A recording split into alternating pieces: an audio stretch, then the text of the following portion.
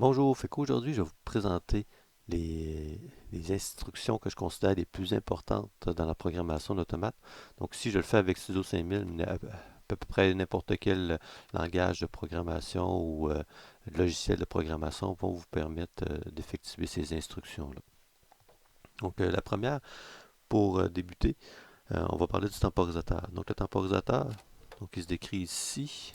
On peut l'avoir dans les différentes fonctions qu'on a ici en haut. Donc, la logique, l'onglet qu'on pourrait dire timer compteur. Puis j'ai pris ici le T-on. C'est lui qu'on va utiliser le plus souvent. Je ne parlerai pas des autres. C'est à vous de les découvrir. OK. Donc ici, la variable du timer, il faut lui en créer une. Donc la variable ici, flash off 2 secondes. Donc c'est la variable que j'ai donnée. Si on vient voir ici, le flash on 2 secondes, c'est celle-ci. On a le PRE, donc le preset, qui correspond à la valeur dans laquelle on veut que la sortie, le point down, soit actif. Donc le point down se trouve à la sortie pour dire que la temporisation est terminée. Le point TT correspond à la valeur qui dit qu'on est en train de temporiser. Donc le compteur s'incrémente, il n'est pas terminé. Ensuite, le point enable, on va tout simplement dire que la ligne est active. Et le point ACC correspond à la valeur dans laquelle le temporisateur est rendu. Donc, c'est une variable de type timer qu'on doit utiliser ici. Donc, ici, bon, vous regarderez la logique. Donc, j'ai créé un petit, euh, un petit clignotement, tout simplement. Puis, j'utilise la sortie, le point down du temporisateur pour actionner une sortie physique de mon CompactLogix. Vous pouvez voir également ici à la sortie du temporisateur le point enable qui est tout le temps actif lorsque la sortie est active, puis le point down est actif seulement lorsque le compte est rendu à la fin. Donc, ceci étant dit, on va passer au suivant, qui est le compteur. Le compteur, c'est que, au niveau de la structure, je ne ferai pas le tour parce qu'elle se ressemble énormément à celle du compteur, à celle du temporisateur. Donc, on a le preset, on a la valeur d'accumulation. Puis ici, donc on compte le nombre de fois que ça a clignoté. Puis je prends la sortie, puis je l'active à la sortie 6 de mon CompactLogix. Pour le resetter, parce qu'ici c'est un compteur qu'on qu'on doit resetter, il y a également les timers RTO qui sont des timers rétensifs où on a besoin d'une borne un peu comme celle-ci pour resetter le temporisateur. Donc lorsqu'on active ici la sortie, donc vous avez vu, l'accumulation est tombée à zéro. Puis il ne comptera pas tant qu'il ne sera pas désactivé. Au niveau du front montant, donc un front montant, c'est quelque chose qui va s'exécuter seulement pendant un scan, lorsqu'on va avoir une transition, donc de 0 à 1. Le front descendant, je ne l'ai pas expliqué ici, mais c'est pour il va s'activer, lui, lorsque l'instruction va passer de 1 à 0.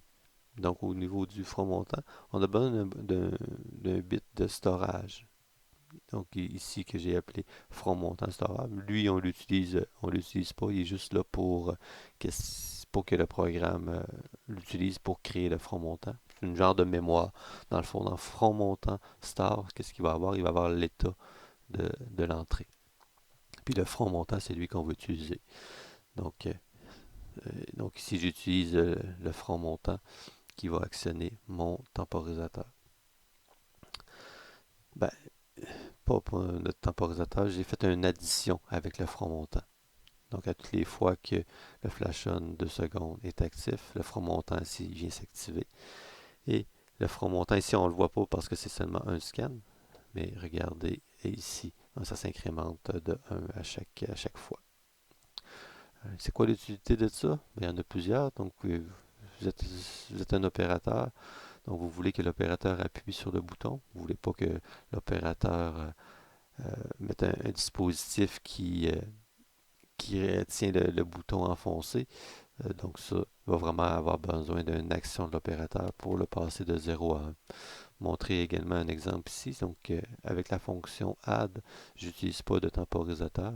Donc, lorsque le flash on est actif, regardez combien ça s'incrémente à chaque coup.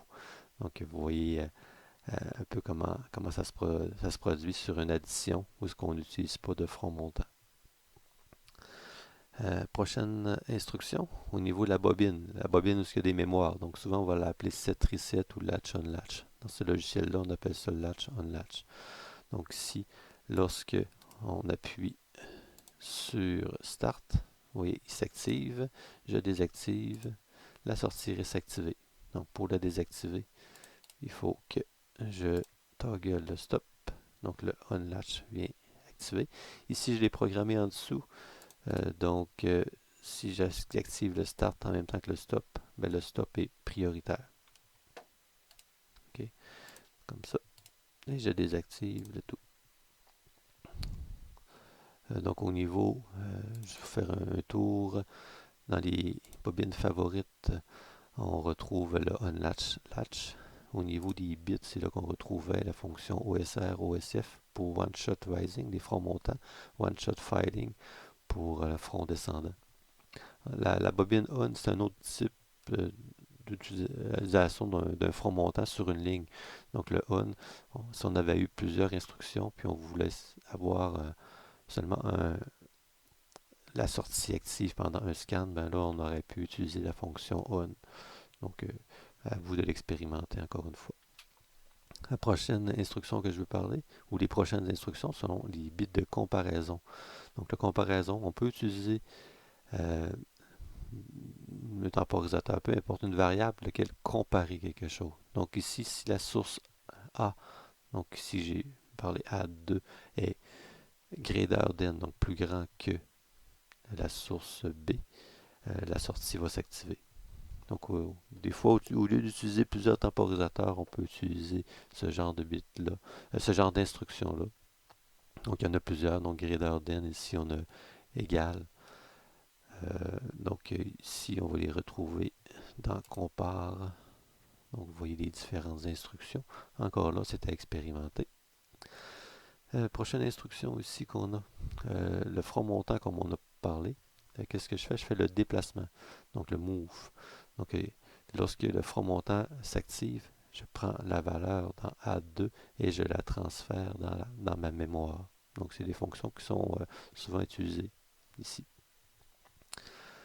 Au niveau du balayage, donc le premier balayage, lorsqu'on met notre automate de start, programme à run, il y a un bit, le SFS, qui s'active seulement pendant un scan. Okay. Puis ici en bas, ben, j'ai créé une autre façon de faire, mais rarement vous allez devoir l'utiliser maintenant. Les automates ont cette fonction-là. Donc ici, je toggle mon bit. Je vais toggler celui-là aussi. Pas celui-là, le restart 2, excusez-moi. Et je vais tout simplement mettre mon automate en programme. Ok, donc vous voyez qu'ils sont à off maintenant. Lorsque je vais remettre mon automate à run, vous voyez, ils se sont activés parce que ces bits-là se trouvent être actifs seulement pendant un scan. Donc, souvent pour actionner notre première étape de graph7, lorsqu'on programme un graph7 en ladder, c'est un bit qu'on peut utiliser pour actionner notre première étape. Et la dernière instruction que je vous montre ici, c'est la fonction JSR. Donc, lorsque vous créez une routine, donc la routine principale, la main qui a le petit 1 ici en bas à droite de l'icône, c'est une routine qui s'active lorsque lorsque l'automate est à on, puis la tâche est active à tout moment. Mais pour appeler des sous-routines, donc on doit les appeler, comme j'ai mentionné. Donc, je vais vous montrer ici. Donc, moi, ma routine dans laquelle on travaille depuis tout à l'heure, c'est instruction importante. Donc, j'ai créé ici un JSR, instruction importante. Donc, lorsque le programme ici va se lire, il va appeler cette instruction-là, puis mon code va se lire. Euh, si j'ai pas cette instruction-là, mon cas ne se tirera pas. Donc, je vais vous montrer un exemple. Donc, je retourne dans ma main routine. Je vais tout simplement aller ici. Euh, je vais, on peut utiliser le bouton de droite ou encore comme, comme on souhaite. Puis, on pourrait utiliser encore le bouton de droite ou les icônes, là, à votre préférence.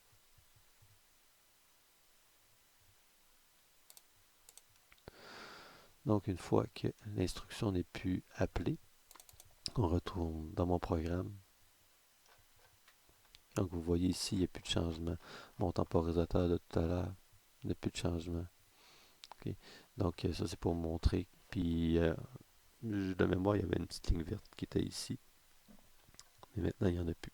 Donc, c'est pour dire que le programme n'est plus appelé. Donc, pour le remettre en marche, je peux retourner dans ma routine principale. J'active ici mon instruction importante. Ici, on peut ajouter euh, les différents paramètres. Donc, je vais vous montrer, je vais faire un autre exemple à la place. Comme ça, j'ajoute une run. Ça, au niveau de l'instruction, on la retrouve dans Programme Contrôle. C'est la JSR qu'on a ici. Donc, vous voyez, il y a des paramètres ici. Donc, moi, je ne l'utilise pas. Remove instruction paramètre. Puis ici, je fais la même chose. Donc, moi, c'est d'une façon dont je procède également. Lorsqu'on veut créer des instructions euh, pour créer des tags, avec le bouton droit ici, c'est pas une chose que j'utilisais avant, mais de plus en plus je l'utilise. Donc, on peut créer nos tags à mesure et y créer tout de suite dans dans le bon type. Puis, au niveau, soit on va utiliser des local tags, on pourrait créer des alias aussi. Donc, c'est une fonction qui est intéressante pour créer nos tags rapidement. Comme je vous dis, c'est pas quelque chose que j'utilisais avant, mais je l'utilise de plus en plus. Donc ici, je vais delete run, instruction importante. OK.